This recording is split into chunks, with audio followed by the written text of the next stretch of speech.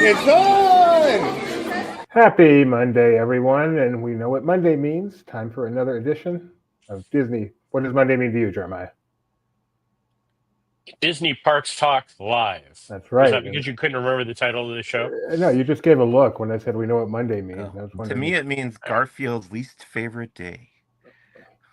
Yes, exactly. Nothing like a timely Garfield comment. Actually, that Garfield The seems to have president? popped up quite a bit over the past few days. Are you referring to the former president? No? Yes. Mike is wearing an Angry Donald shirt. Yeah. Look at that. All Jeremiah's wearing a Marvel shirt. It is time for Disney Parks Talk Live. Doobie's wearing a Mickey shirt. Co-founder here. The other co-founder, Rebecca. What is she wearing? I have a coffee mug that is Disney. I am wearing a Duncan shirt, so I'm not going to show it because I don't TV. Duncan Wardle? No, Dunkin' Donuts. Okay. Donuts. Over there is Mike Celestino. He's our SoCal reporter, getting all set for an exciting couple of days, right, Mike? It's going to be a week. I just now remembered that you asked me to bring the little Donald thing. We had it out at Tori's birthday party over the weekend, and now I don't know where it is. Sorry. No worries. So, Mike, we got Disneyland 70 coming up over the next couple of days. Obviously, not your first media event, but do you get excited? Do you get hyped? Do you get a little nervous going into a big media event? It is exciting. I always do really enjoy the Disneyland media events. They treat us really, really well. And I like being there just in general. So just kind of being, you get treated like a VIP at these media events. So I do enjoy that part of it, but it can be very exhausting. So yeah. I'm kind of prepping for both excitement and being very tired. Awesome. Well, we've got you covering it for LP, not alone, but certainly our primary guy, and you always do a great job on event coverage, so looking forward to that. Thanks. The other guy here today is Jeremiah Good, our East Coast correspondent. How you doing, Jerm? Good. What was that? I have no idea. Is that your new introduction for me, Jerm? I don't know what that was. How you doing, Jeremiah? I'm good. Just got my hair shrunk a little bit. So you look good. You look like you're ready to enter the military. Since I just thought of this because nothing reminded me. But did you get a last wonderful memory from Mama Melrose? I walked by Mama Melrose on the last night. They actually, I was seeing Muppets, and I came out as they were closing the doors and the cast members were posing for a photo. I couldn't get up close enough to get a photo of it because I wasn't part of that group.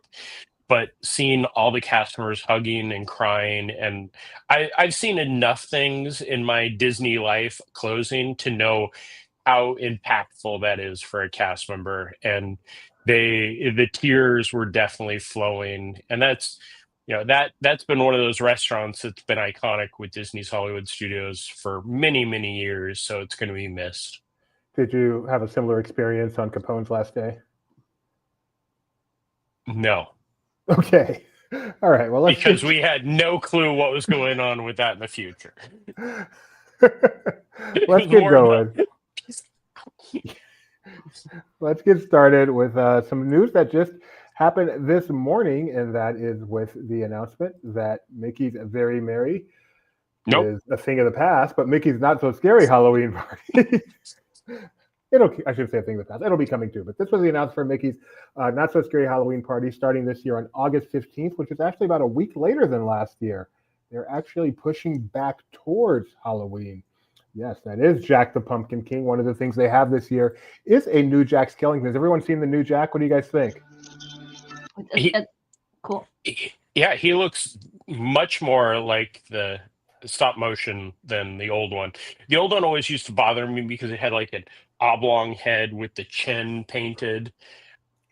I'm just wondering if Sally looks good. Sally's always been really good, until they do something where she can remove her arm, which that could be coming soon. You never know.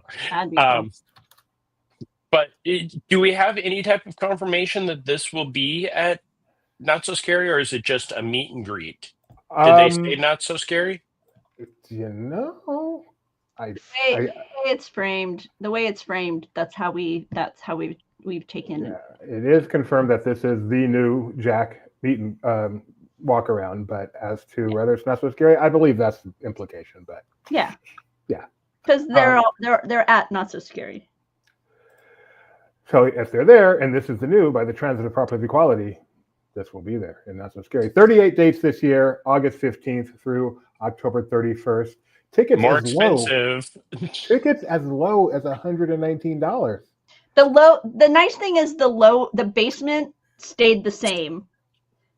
What got exponential, what got more expensive is the top tier got even more. The gap between the lowest price and the top price is even bigger, but at least you can still enter the door at some point during this for the same price you did last year. So the high last year was $199. The highest price this year is $30 more, $229 per ticket. Fret not. And annual pass holders in DVC can save $10 per ticket. The quick post they did both, and this is going to lead into our next topic, I'm guessing also, both the Not So Scary and the Food and Wine post, the Parks Vlog gig, were probably one of the most bare minimum posts I think they've done in a long time. It was very much like, here's the dates, here's what's kind of maybe sort of coming, and then I was like, I understand we're also in one of those years where I don't think Not So Scary is going to change up the wheel, because if they would, that would have been one of their main topics. Do you think Disney World was jealous of Disneyland getting all the publicity and they wanted to put out something to take its sales? It was. Totally was. Yeah, tomorrow they're going to announce the 5th park.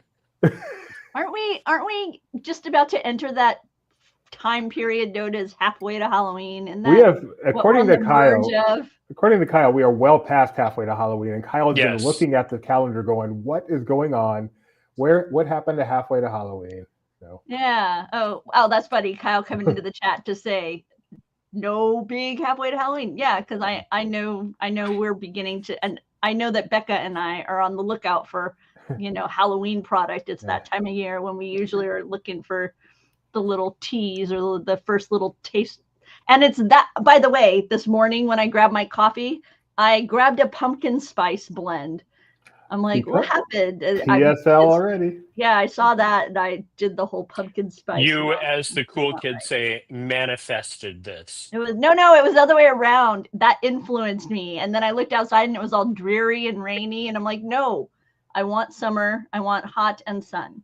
PSA, if you want to be a cool kid, don't listen to Jeremiah. He doesn't know what he's talking about. It's dreary and rainy. It's been dreary and rainy here all day long.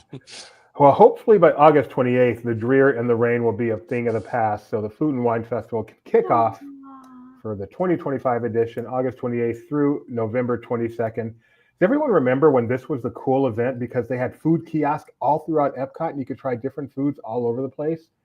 And now that's just called Epcot. They were extremely temporary. You'd watch them appear and then watch them disappear. Now they are extremely not temporary. So no details whatsoever so far this year. But they're coming. Food and Wine is coming. My favorite festival at Epcot. I did see all of the food booths this morning on my expedition through Epcot. They're all backstage, all kind of just gathered in one pen, not letting free. So they do actually bring out more food booths for Food and Wine than they have for all the other festivals? Oh yeah, no. Right now there aren't that many temporary food booths out.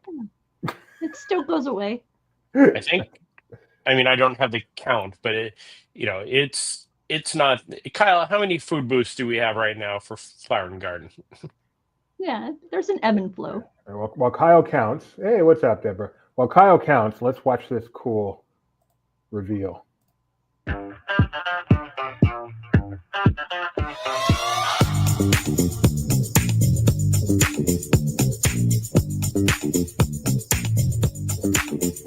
am I looking at? What? You're looking at all these people able to go through the keyhole.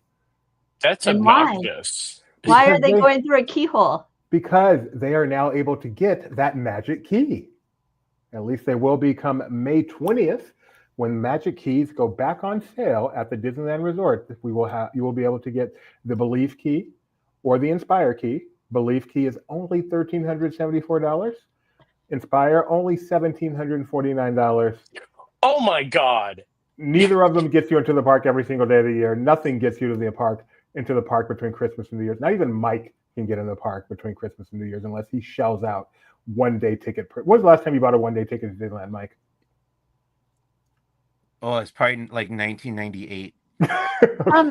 Mike, do you know people who have been waiting for this gate to open back up? Like they were like, maybe I won't, maybe I will, and then oh no, I can't, and now they're excited because the doors open again. I feel like most of the people I know are either tried and true annual pass holders that have never given up or never failed to renew, or people who don't want it anymore and have just abandoned it entirely. So this is Tuesday, May 20th, 1 week from tomorrow. Tickets will go on sale no earlier than 8:45 a.m. Pacific time. And then everything will break down at 8:47 Pacific time. Sorry, the waiting room opens at 8:45. The tickets go on sale at 9, no earlier than 9 a.m. And again, you can always renew. Renewals have not been shut off, but now you can buy a brand new Magic Key tank, $1,700. That just blows me away. And who knows how long they'll be on sale? Once the supply runs out, they will once again go back into the vault. Who knew that annual passes will be the vault thing, not movies, come someday? But they'll go back into the vault until the next time they bring them out. So I really wonder, do they sell more because people are so afraid of not getting them that as soon as they're available, grab them? They've created scarcity like the McRib. All right. That's what happened with the mouse droid with me. Yeah. I was on May the 4th, we went to Disneyland and the guy was like, oh, they're going quick. That's why I bought one. And you bought one. See, Disneyland knows what they're doing. Well, they sold out of them here at Disney's Hollywood Studios until they get the next shipment in. And then Mike Celestino, what am I looking at here? That's Miguel and Dante, the Alebrije version of Dante from Coco in It's a Small World at Disneyland, coming tomorrow. Very exciting. So I can get the cheapest MacBook for less than an annual pass. Wow. Okay, I'm sorry. And you can use that 365 days out of the year. Sorry. I was just watching a video earlier today where they were showing how much Macintosh was when it first came on the market and everything. And it kind of dawned on me, oh, you know what? I think that's like bottom rate for annual pass, which means the entry level for a Mac. Oh, sorry. Go ahead. Sorry. Back to. I have a comment on that after Mike talks about. Sorry, Mike. I'm sorry. I think I said all there was to say. Starts tomorrow. It's been delayed. It had 2 delays, but finally. So they say. It'll be there tomorrow. Right. So they say. This would not. We've had previous. It'll be there tomorrow when tomorrow didn't come, but this is the one. This is the one. Tomorrow comes. First, my comment about the annual pass holder, or the Magic Key. There's always been that you can experience this for this much, or you could get this. I was looking at WWE Money in the Bank pay-per-view that's in the Intuit Dome in California next month. The cheapest price ticket for that is $300, and that's the nosebleeds. So $1,700 or a pay-per-view. Yeah. Obviously, it's all about what you want to spend your money on, but. It's just funny. I bought my first pass in 1995. $99. No, I went premium. So it got me in the park every single day. It included parking. It included pretty good discounts. A premium parking, $199. So obviously that was 1995. That was 30 years ago. So I looked up just now with inflation.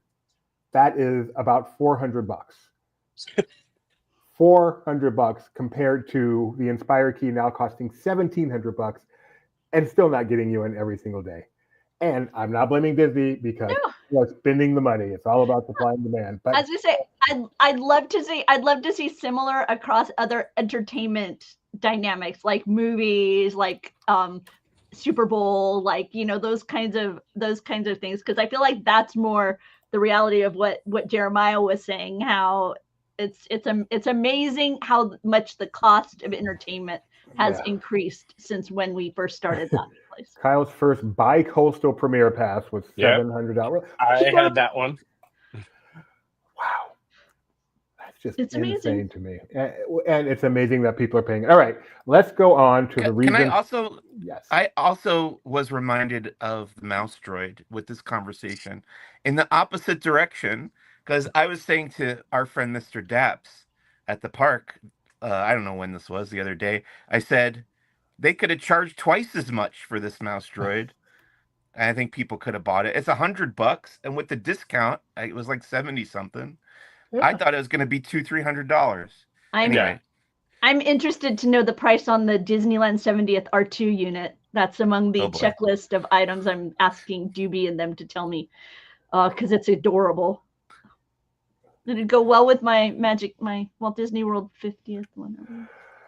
All right, moving right along. The reason this week exists in the world. The reason for the season is that Disneyland is kicking off its 70th celebration on Friday. I believe it's the actual kickoff. Media events are the next couple of days, but decor has begun. Mike, you want to talk about what's going on decor-wise at the resort while I scroll through some of these pictures? Sure. I was there on Friday. That's when I took these photos. That's in the Esplanade. That's the sculpture going up for the 70th between the two theme parks. And I think we learned about some changes they're making to that now. Apparently, Walt didn't look enough like Walt, so they're. I guess that's why they're changing that. Yeah, he did not look like Walt. and even like some of these items that Mike got images for us, we've seen additional elements appear in photos on socials today. So I know that when you guys are there tomorrow, and then days ahead, that we'll be getting additional photographs as the decor evolves. Do you like this look, Mike? I do. I think I said to Rebecca when she asked me about it the other day that it does remind me more of birthday parties decorations than the Disney 100, which felt a little classier.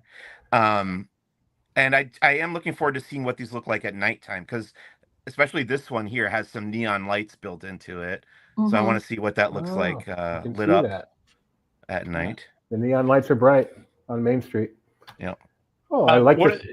Go ahead, Jeremiah. Somebody was saying to me about the color scheme and just the overall like feel of the logos. It is very Asian. This is definitely inspired by the Tokyo Disneyland or Hong Kong Disneyland anniversary stuff. Like the colors and the medallions are leaning more towards those parks than the past Disneyland and Disney World celebrations. Kyle thinks it's very Festival of Fools. That's what I agree. They've also. I don't know. This reminds me of some of the palettes we saw back with the 30s. The 1930s. When we were celebrating Disney's 30s. Oh, okay.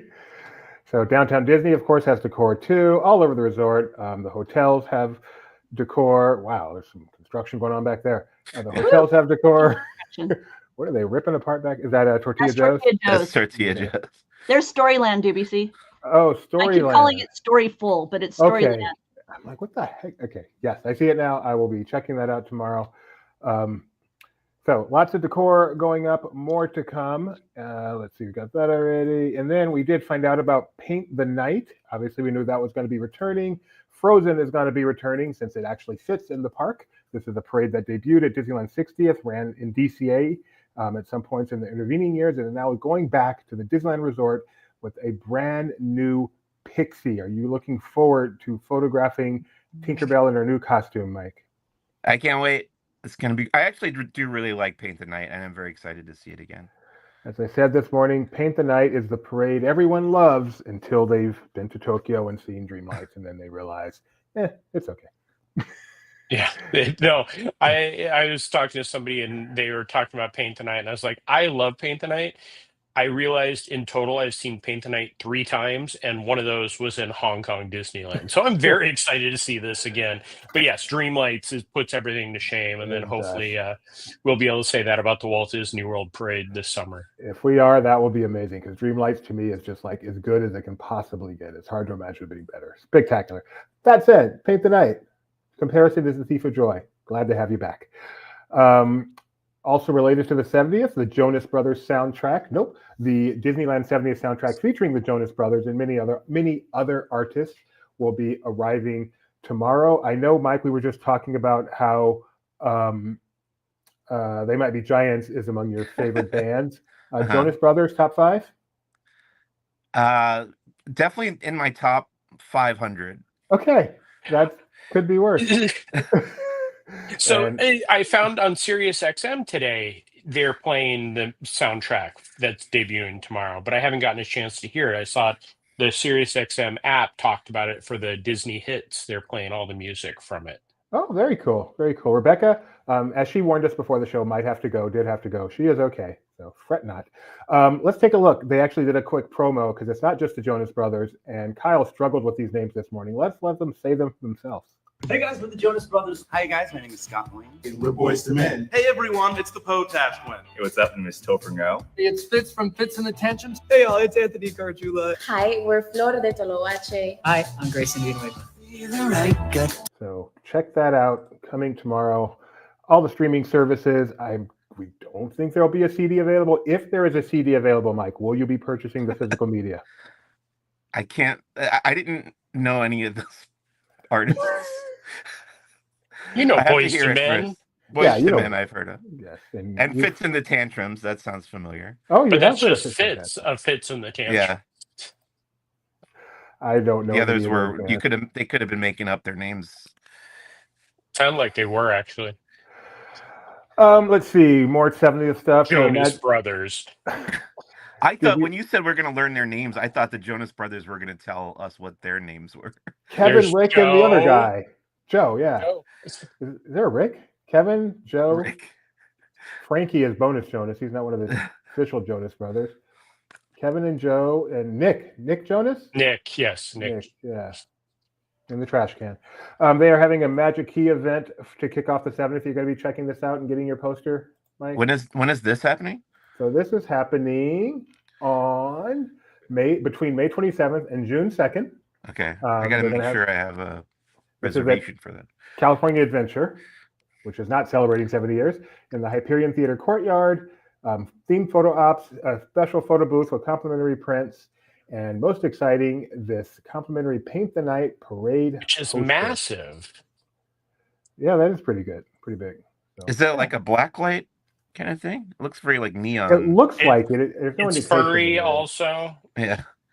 And this is by Hayden Evans, and he was nice enough on his own Twitter or X or whatever to make this post saying this is actually inspired by this Main Street Electrical Parade art from 1972. Neat. Pretty nifty. Thank you for going the extra mile there, Hayden. Let's see. We did find out more information on the 70th anniversary guided tour that they are going to be doing. We learned about this tour a few months ago, but no details. Now we have details. Doobie has details because I talked about that just this morning on the morning show. It is a $150 tour, I believe. I think it's 120. 120, you're right. $120 tour, which is more than it costs to get a basic annual pass, but not as much as a deluxe annual pass.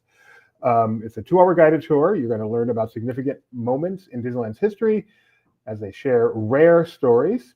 Ride aboard the Mark Twain and the Disneyland Railroad, a lightly named entry for a select, undisclosed attraction that's fun for all ages. Small World. What that would be? You think that makes sense? That makes more sense. I was thinking Runaway Railway. I was also going to say Runaway Railway. Reserve viewing for Paint the Night, complimentary popcorn during your parade viewing, and you get to take home a memento of your peek into the past. $120 per person. And so check that out. That tour debuts this. I don't know when it debuts actually. I presume on the 70th on Friday, but I don't know that for sure. I was looking at it and it's pretty close. I was just remember when the Walk and Walt's Footsteps used to be like 5 hours. I love that. I've taken that tour because it was like 5 hours and like $12. Yeah, the original one, way back in the day. Lunch at the Golden Horseshoe. I used to love the original Walk and Walt's Footsteps tour. All right. Any more 70th stuff? Okay, this is a good one for you. I'm done with 70th. Oh, no, one more 70th. Popcorn. Not a popcorn bucket. Popcorn containment. There we go. Yep. Pretty cool. You put the actual popcorn carton into there.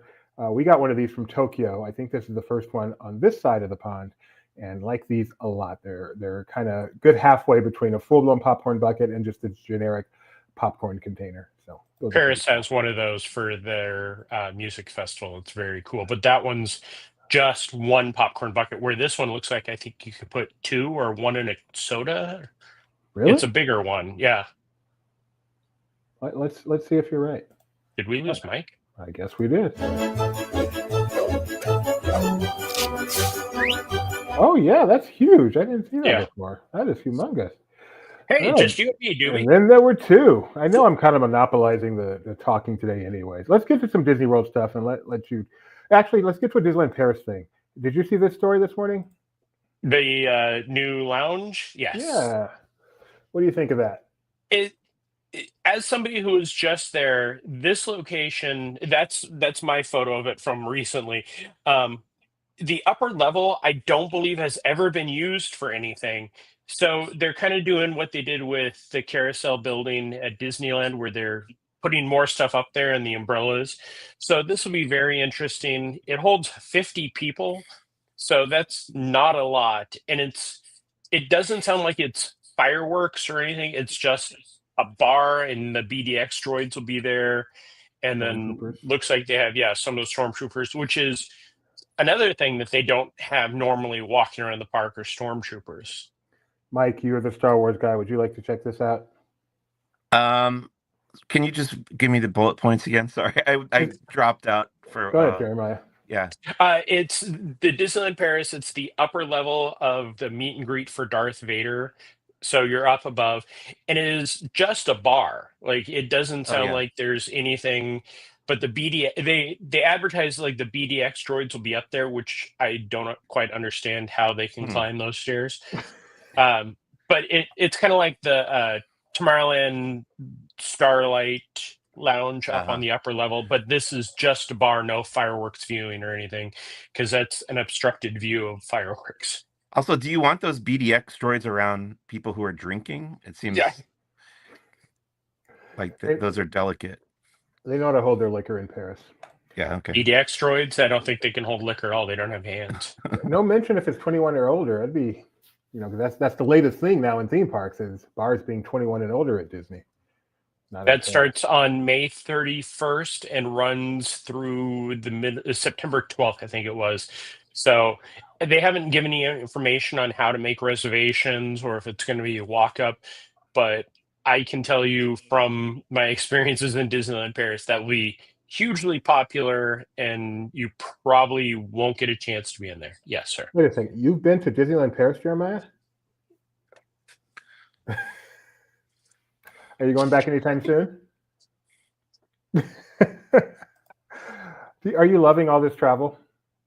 I love travel. I especially love being able to sleep in my bed after 20 days out, but I am the travel, like, you need to go somewhere. When they announced the Disney Abu Dhabi, I'm like, sign you up. We need to go check out that location right now. I'd love to go to Warner Brothers Park out there. Do you like travel, Mike, for like business travel? Yeah, I do. I think I have a lower tolerance level for it than Jeremiah does. I'm pretty sure everybody has a lower tolerance level than I do. It's surprising how much of a tolerance I could do. All right, getting back over to the other coast, but sticking with the theme of bars, the Beacon Barrel. Beacon Barrel. Oh, it's the other coast, meaning my coast. Yes, sorry. Yes, sorry. Yes, we went to Paris in between. The Beacon Barrel, we learned, is going to be open. We knew it's going to be opening at the Magic Kingdom, this Pirates-themed tavern in Adventureland. But we also learned very recently that it's going to have a time limit when you visit there. Is 45 minutes enough time to enjoy this location? It's enough time to enjoy Oga's, so I'm guessing it'll be enough time to enjoy this. It's also enough time to enjoy the Haunted Mansion parlor. The time limit's not something that's new. It's just there. It's always a shock when people are like, I can only spend 45 minutes in there. That's enough time to have 2 drinks. Well, depending on, but I'm guessing they don't say a drink limit like they do for Oga's. It's just a 45-minute time. I didn't read the actual article about it. Do you, Mike, you go to Oga's, I presume, on a somewhat regular basis. Do you encounter that time limit? Oh yeah. They don't. I've experienced where the bartender was like, if you want a third drink, I can give it to you if you want. Basically, they're willing to bend the rules. I mean, that's what I was curious about. How do they enforce it at Oga's? How heavily is it enforced, or is it? I Just think it kinda... depends on how busy the day is, Okay. basically. Yeah, but I don't go in there as regularly as I used to.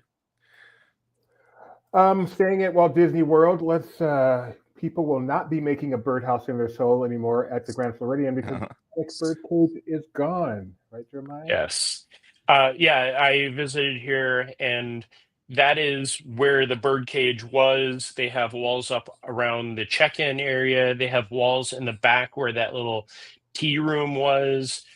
We know that there's a bar coming to that area, but we don't know what else is happening. I'm guessing they're finally getting rid of those old key slots that they used to have that were kind of iconic there.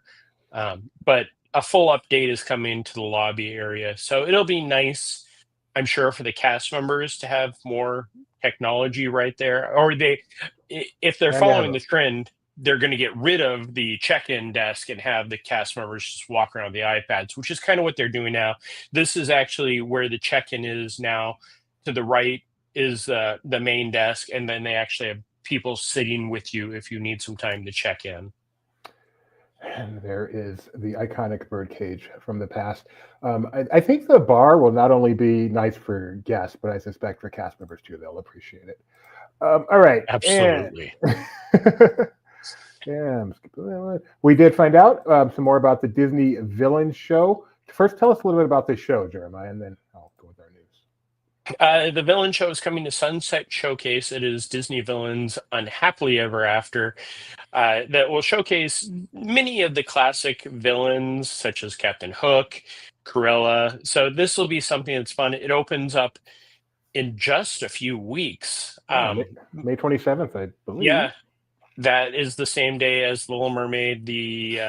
I knew the name 2 seconds ago. The musical. So it'll be fun to have multiple shows back in Disney's Hollywood Studios, but this show is one I'm definitely looking forward to. And so they gave us the show times for May 27th, which it will run between 10, with the last show being at 7, and shows either on the hour or when it gets busier on the half hour. So it's cool that they can actually do a show every 30 minutes, apparently. So that should help a lot with capacity. You always want a place for people to cool down and get out of the way for people who want to stand in line. So, and this show is going to be a mix of multimedia and live actors. So, I mean, we know that there is at least Cruella as far as the live actor go, because we've seen her in some of the artwork, but we don't know how much of it will be multimedia versus live actor. Yeah, it's going to be, it's an interesting show. I'm kind of looking forward to what they decide to do with it. Because when they first announced it, it seemed like they were announcing just a little show to replace what was a little show, and the Lightning McQueen show. And then the amount of attention they gave and publicity they gave, you're like, oh, maybe they intend for this to be something more. So really curious. All right, it's trash time. Jeremiah, our VP of Trash. Oh, so I have known about this coming for a little while. You know, I happen to be the VP of Trash. So when this was announced, I was very excited to be able to finally say, oh, yes, I've heard about this for a while. Yeah, they're small candy containers. Is it half a pound can fit in that, which is just kind of ridiculous. But there'll be multiple trash cans, and this will be available like the Main Street confectionery, where you can walk in and just fill it full of M&Ms or jelly beans or whatever candy you like. And it is super cute. I cannot wait for these. No, I don't buy sippers. I don't buy popcorn buckets. Give me some trash can candy holders, and I'll buy those all day long. So, Mike Celestino, I mean, we're seeing more and more not only trash can merchandise, but then they're putting stuff on top of the trash cans at Disneyland. What do you think about this focus on trash, and what is the symbolism behind it? Oh my gosh, that's a very deep question. I do want to. I would get a Galaxy's Edge one of those if they sold it. With the numbers, yeah, that should definitely. definitely will be on there. Actually, That'll be That seems- sold in Galaxy's Edge only, though. Right. Oh wait, theming doesn't matter. Yeah. That seems dumb. Dumb is wrong, but I'm surprised there's not a Galaxy's Edge one yet because that seems like a no-brainer, and I would actually want one of those. That's such a cool thing. All right, let's see. Meet and greets moved. Who cares? Merchandise. Rebecca's not here. Let's get back to Disneyland. I mean, they moved Highlights. Today's highlight show.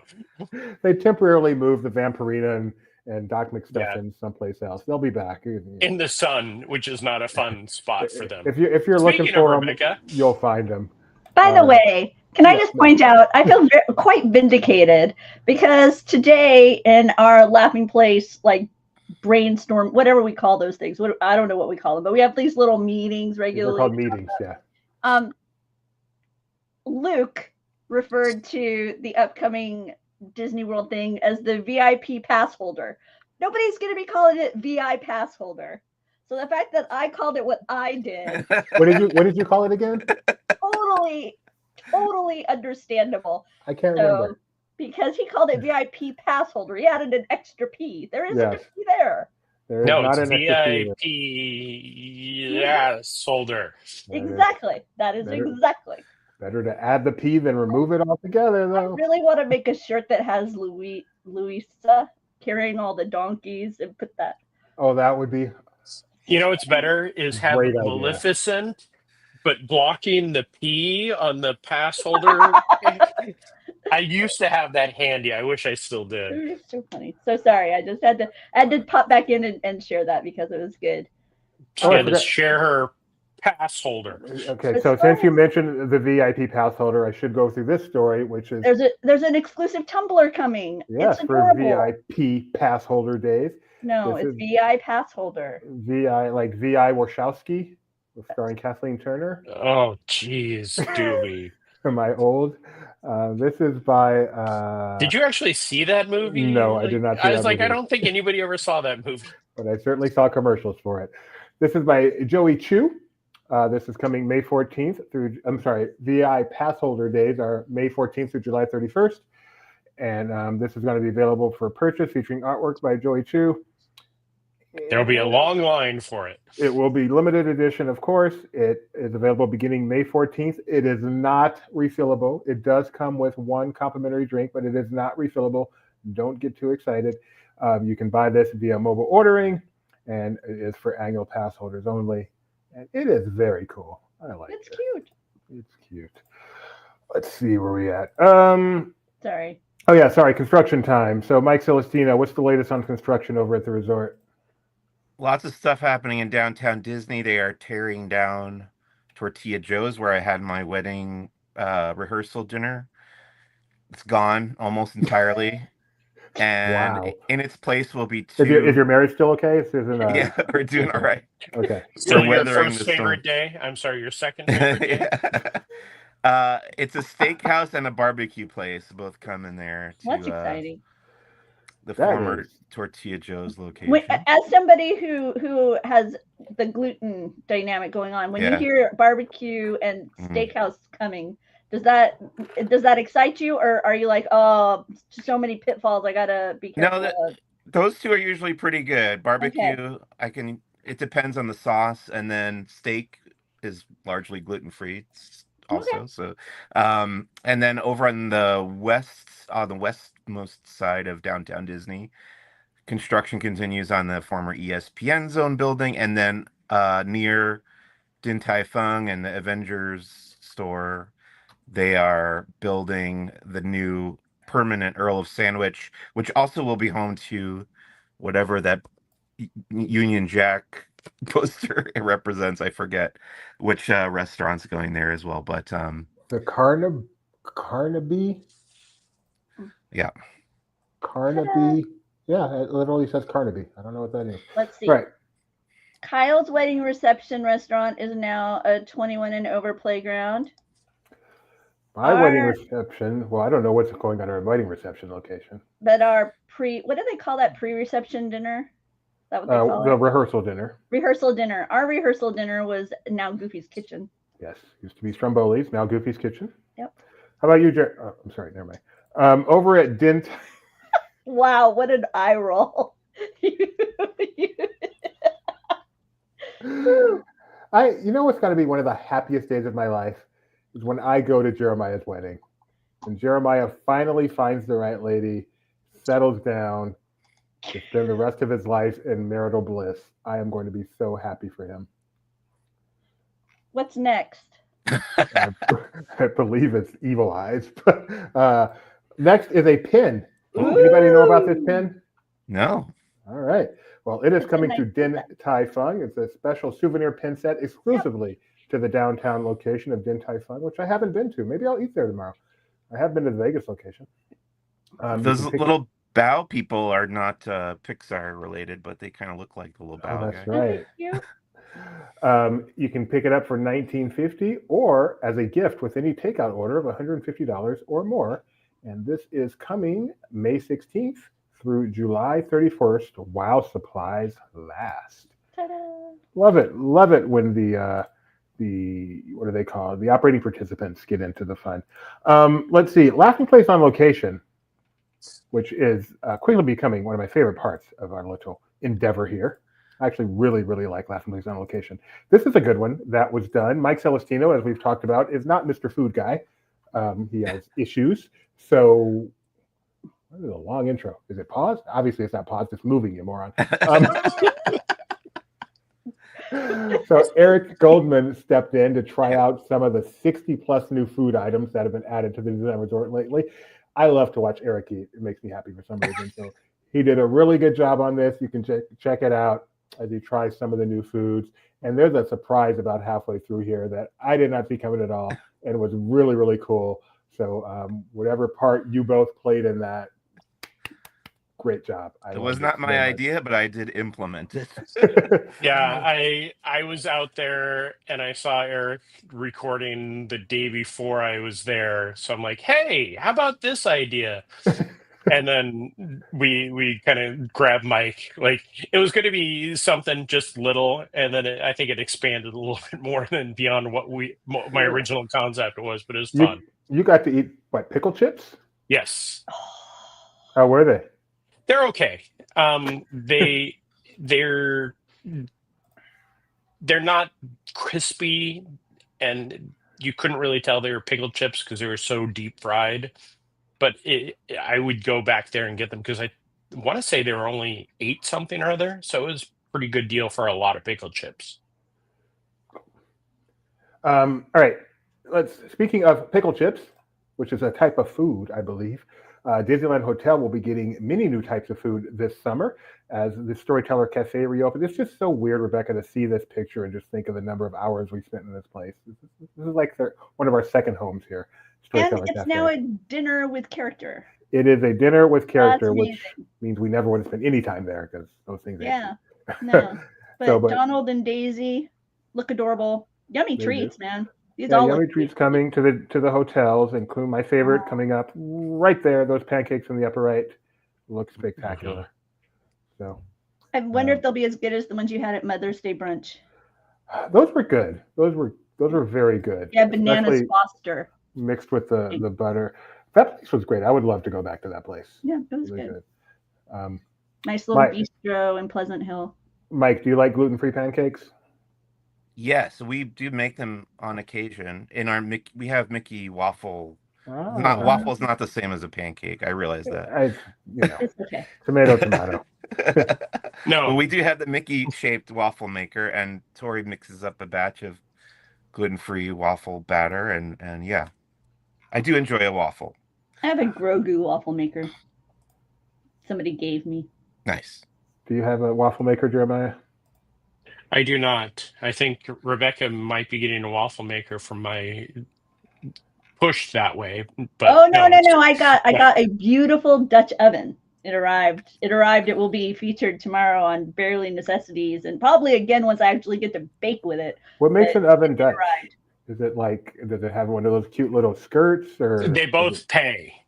It's operated by windmill. You guys don't disappoint. Although I seriously have no idea what a Dutch oven is, but I appreciate your answers. All right, Rebecca, are you at all familiar with any of this merchandise here?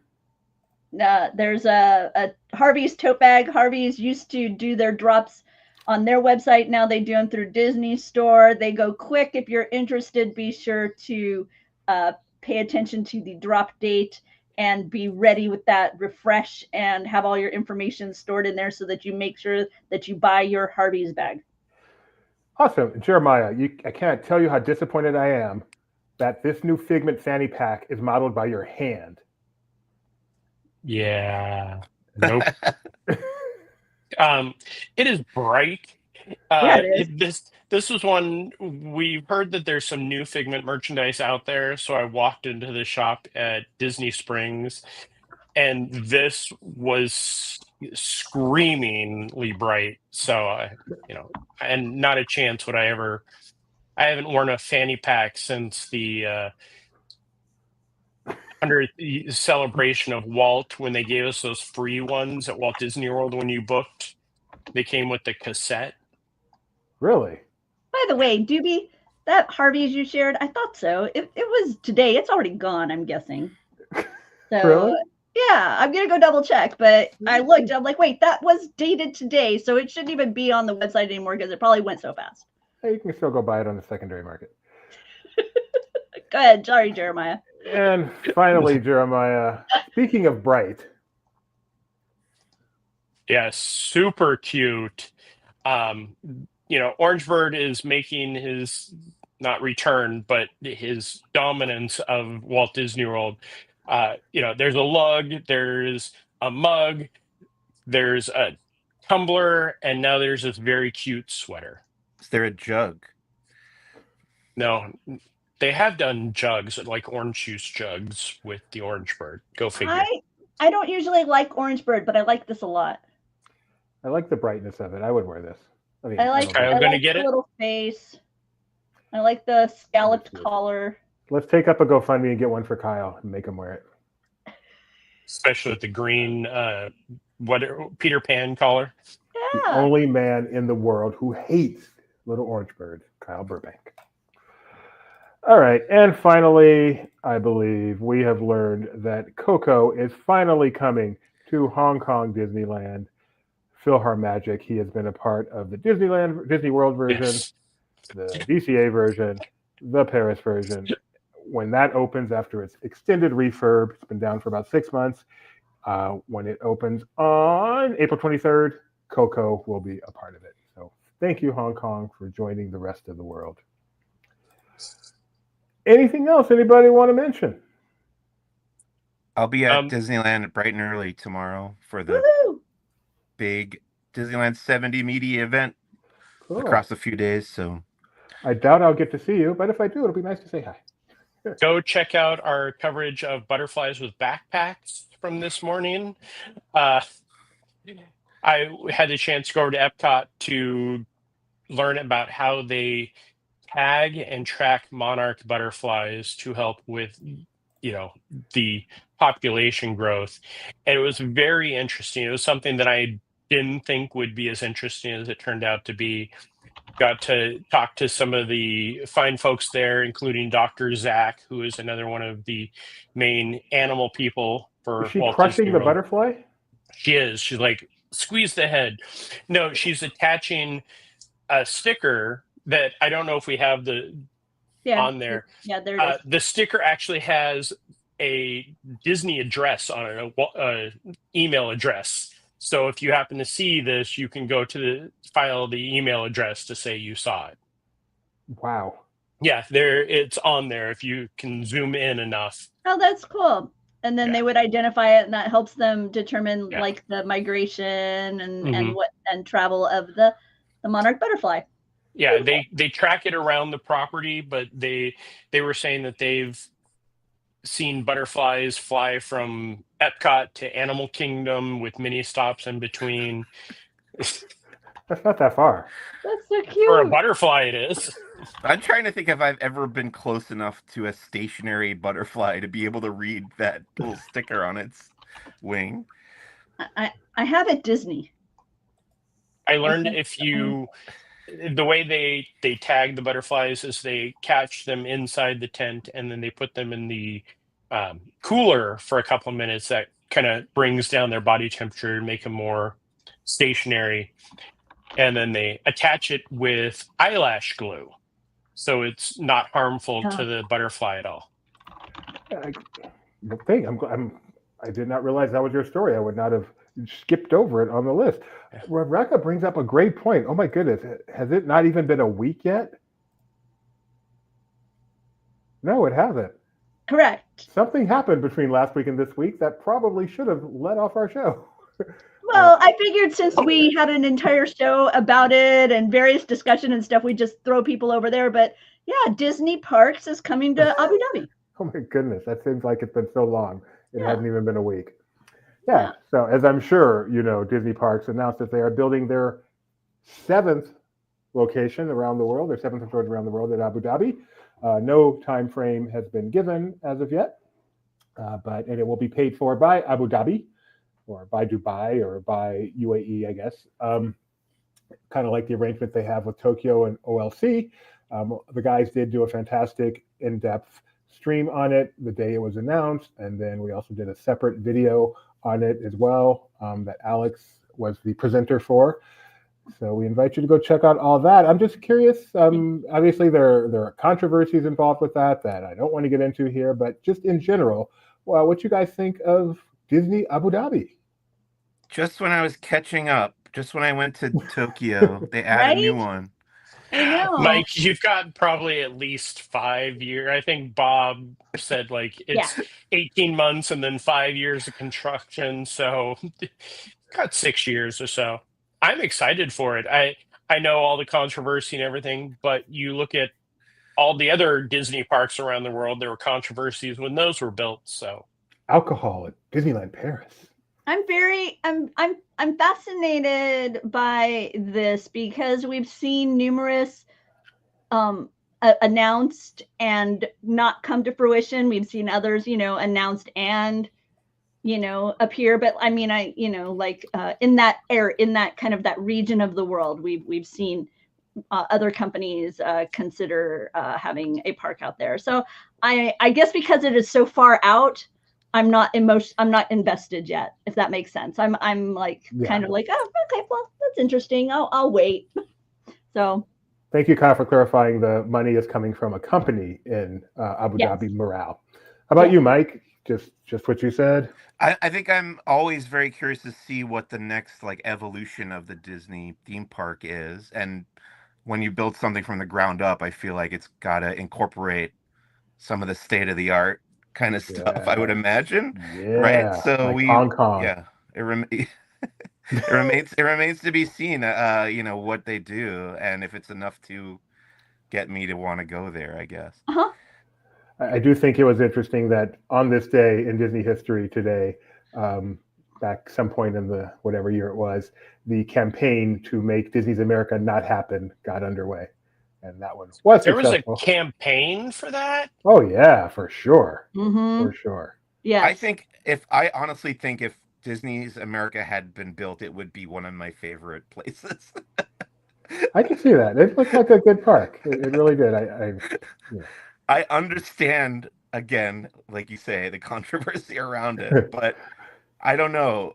I think that period of Disney mixed with American history, I think it could have been really cool. I don't know. When I was at Tokyo's American waterfront, Disney Sea, which was my favorite part of any place I visited in Tokyo, I felt like I was in a little bit of Disney's America. And right. Yeah, I think I would love that park as well. Wait, hang on. I want to bring something up real quick. I don't know if we talked about it when we talked about Tokyo Disney Sea. What was up with that? There's a little area on the waterfront that's themed to Cape Cod or something. That's Duffy. Duffyland. Duffyland. Yeah. Now it's Duffyland. It wasn't now it's taken over by a Duffy buffet and a celebration of the 20th anniversary of Duffy, but previously it had been much more Cape Codian. It's a part of American waterfront, but it's themed to Cape Cod, which is really cool. I mean, that whole area from Cape Cod all the way over to Aquatopia, that whole thing is incredible. Yeah. Okay, so I'm gonna snitch on my teenage son, Mike. He is such a big Jaws fan that when he spotted that lighthouse, he disappeared for about 10 minutes or so.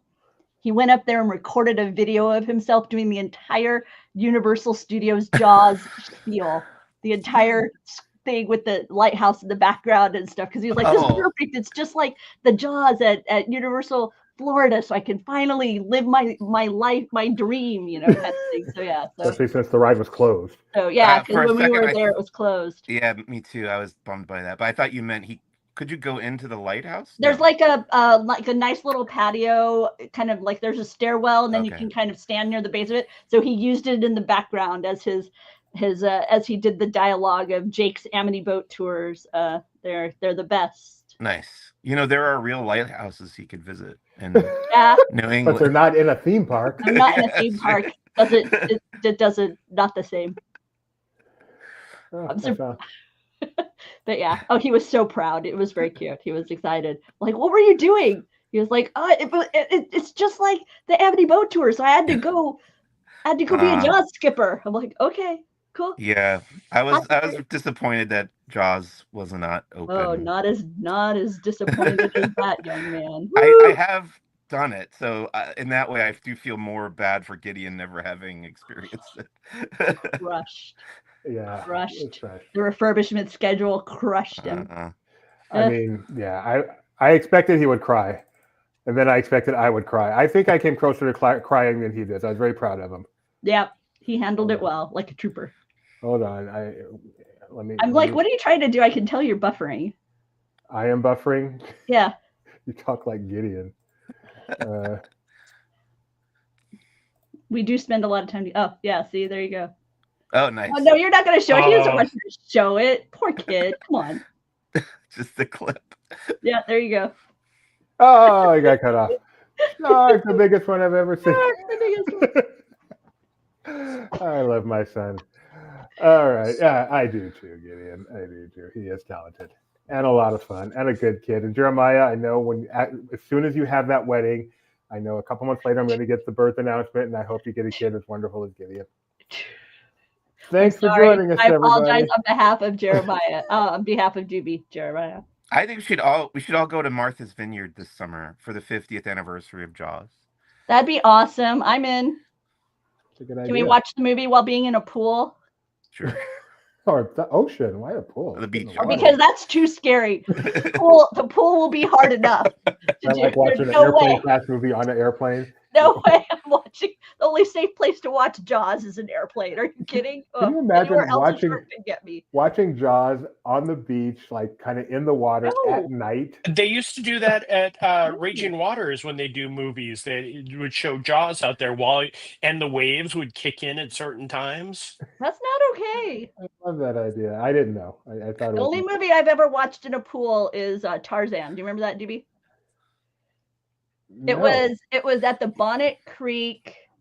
Is that a hill? I think it's a yes, Hilton. the Bonnet Creek. And they have this enormous. It was the best, Mike. They have this enormous lazy river, but they have part of the area. They have like a little beachfront, so they do a movie there. So you'd like go by and you'd see like a little portion of Tarzan, and then you'd go and we would guess like where are we in the movie by the time we get back around, see a little bit more. So yeah. All right.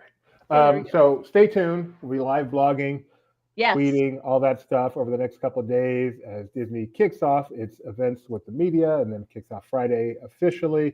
Jeremiah's going who knows where, covering who knows what. So LP is always on location all over the world. Rebecca and I aren't going to be doing the show next Monday. I think we'll probably end up rescheduling it to a different day because Rebecca and I will be in Hawaii at Aulani next week. Just everyone is going everywhere.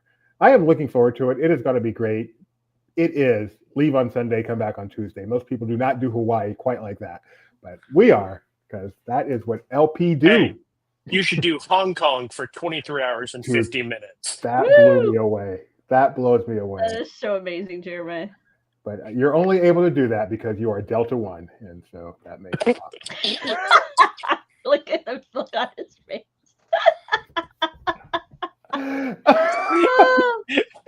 Hang on, let me reenact my flight. And